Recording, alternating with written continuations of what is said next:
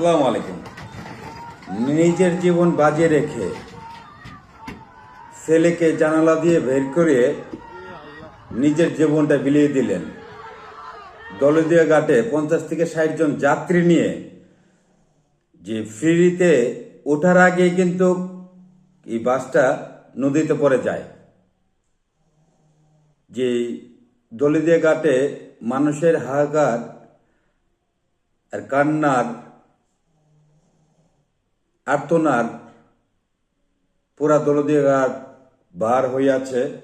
এই মুহূর্তে যে বাচ্চাটা বলছে, আমার মা আমাকে এত মানুষের ভিড়ে আমাকে জানালা দিয়ে বের করে দিয়েছে, আমার মা বেরোতে পারে নাই।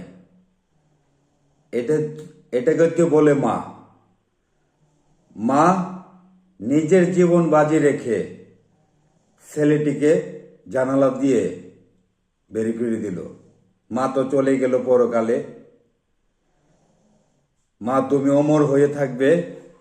এবং যারা এই বাসের মধ্যে পানিতে ডুবে নিহত হয়েছে, আল্লাহ পাক রাব্বুল আলামিনের কাছে প্রার্থনা করি সকলকে যেন জান্নাতি নসিব দান করে।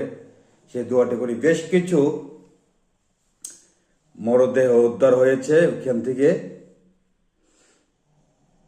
যে ভিডিও চিত্রগুলো আমরা দেখতে পেলাম, উপর থেকে এসে ফিরি কিন্তু খালি হওয়ার পরে কিন্তু বাকি এই পারের বাসগুলো ফ্রিতে উঠবে।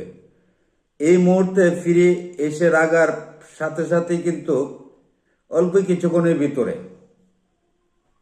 বাসটা কি নিয়ন্ত্রণ হারিয়ে ফেলল নাকি ব্রেক ফেল হয়েছে, এটা একমাত্র ওইখানে লোকজনই বলতে পারবে।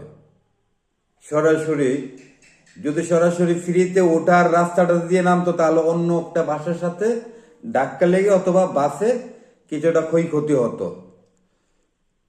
সেই বাসটা কিন্তু ফ্রির দিকে না এসে, যেখানে ফ্রির সাইডে যে কিছু জায়গা থাকে ওই দিক দিয়ে গিয়ে সোজা পানিতে পড়ে গিয়েছে। তো অনেকেই কিন্তু মোবাইল ভিডিও নিয়ে প্রস্তুতি ছিল। আমি খুব দুঃখ প্রকাশ করছি, কেননা সাথে সাথে এখানে 10-12 জন অনেক পুরুষ লোক ছিল। তারা যদি ঝাঁপিয়ে পড়তো, অন্তত পক্ষে আরো বেশ কিছু মানুষকে বাঁচাতে পারতো।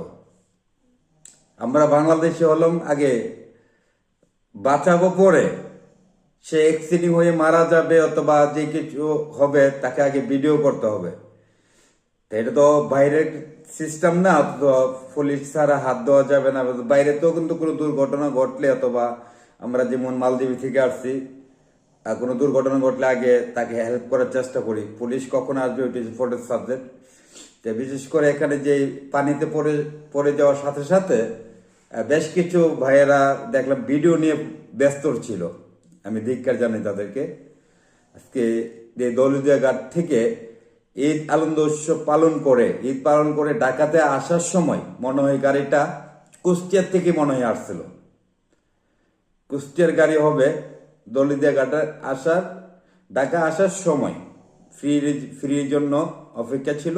এই মুহূর্তে কিন্তু ফ্রি কখন আসতেছে, কিছু প্যাসেঞ্জার নেমে অপেক্ষা করছিলেন ফ্রি আসবে, অথবা যারা নেমে ফ্রির জন্য অপেক্ষা করছিল অথবা তাকিয়েছিল তারা কিন্তু বেঁচে গিয়েছে। এই মুহূর্তে গাড়িটা বন্ধ থাকা অবস্থায় কিভাবে পানিতে পড়ে যায়, এটা বাসের মধ্যে যারা ছিল তারা হয়তো বলতে পারবে। তা আমি সবার জন্য দোয়া করি। 26শে মাস উপলক্ষে আল্লাহ পাক রাব্বুল আলামিনের কাছে আমরা সকলেই শোকাহত যে যারা শহীদ হয়েছে, যারা মারা গিয়েছেন পানিতে ডুবে, তাদেরকে শহীদি মরাই বলেন। আল্লাহ যেন তাদেরকে ফেরদৌস জান্নাত নসিব দান করে সেই কামনা করছি। সব ভালো থাকবেন। আল্লাহ হাফেজ। আসসালাম।